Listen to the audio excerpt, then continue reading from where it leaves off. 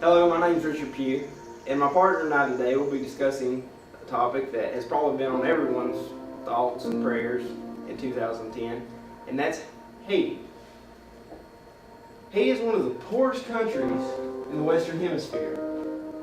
Their economy has declined since 1954. They have a predominant black society with 95%, and the other 5% being white. Even though 80% of the country is Roman Catholic, over half of the country still practices voodoo. Due to the 2010 earthquake, poverty levels have especially been high. Things that could be accredited to the poverty levels is the HIV and AIDS that 120,000 people have throughout Haiti. Due to the lack of health care, multiple infectious diseases can be caught while in Haiti, such as prozol, diarrhea, hepatitis A and E, typhoid fever, and malaria. And also due to the lack of health care, the average lifespan of a normal person in Haiti is from the mid-40s to late 40s. Now I'm going to introduce my partner, Chad, and he's going to come up and talk about his personal experience in Haiti. My name is Chad Thompson, and today, of course, as Richard mentioned, we are talking about the poverty levels in Haiti and how it got to be that way. As everybody remembers, or most everyone knows, in 2010 there was a massive earthquake that took many lives in Haiti and destroyed much of the countryside. About 4 months after the earthquake hit Haiti, I actually got to take a trip over there and spend an entire week photographing and documenting the experience. The things I thought that I would see and do while I was there didn't actually turn out to be that way.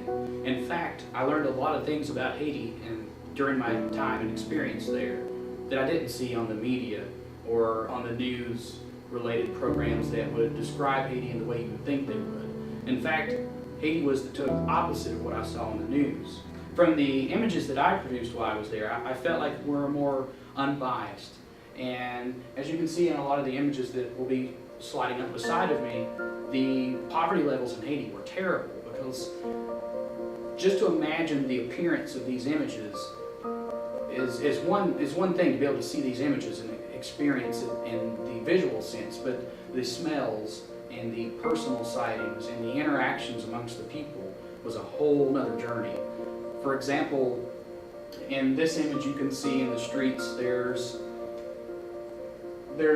it's just full of open sewage and waste that is just thrown out amongst the streets. And on these same streets where these open sewers are is where the kids play, and shops are open, and people of course are walking and traveling, many of which are barefoot.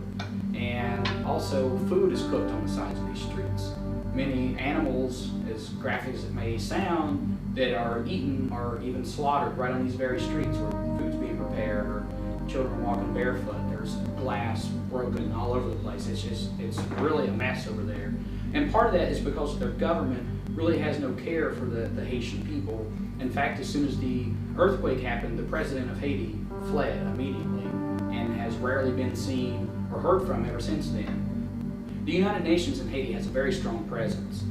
Especially when I was there was loads of checkpoints, and when we would be traveling from place to place, obviously in a society of this type, us as white Americans were very noticeable, and therefore the UN members would notice us, and it was really comforting to know that when we saw them they would give us a thumbs up. Well, I didn't know it until our guide explained it to us that the thumbs up actually meant, "Are you guys okay?" If we wouldn't have smiled or given them a thumbs up back, then they would have actually pulled over the vehicle we were traveling in and basically arrested the people we were with to make sure that we had our safety. So to go to sleep at night in a third world country and having no power or no electricity, no food like we're used to. There was no McDonald's we could just drive up to and buy a burger. We were literally eating noodles and weeks old fish that wasn't stored in a freezer. It was stored on ice in wooden crates and would smell horrible by the end of the week. Not being able to wake up every day and shower, but instead you have bottles of Purell or other barred soap, and you would take a towel and more or less bathe in your own sweat.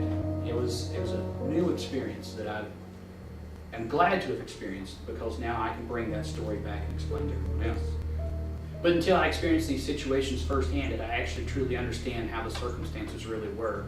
So both Richard and I would like to thank everybody for viewing our presentation, and we hope you enjoy and have learned a little bit about the poverty in Haiti and as the means as to why it is that way today.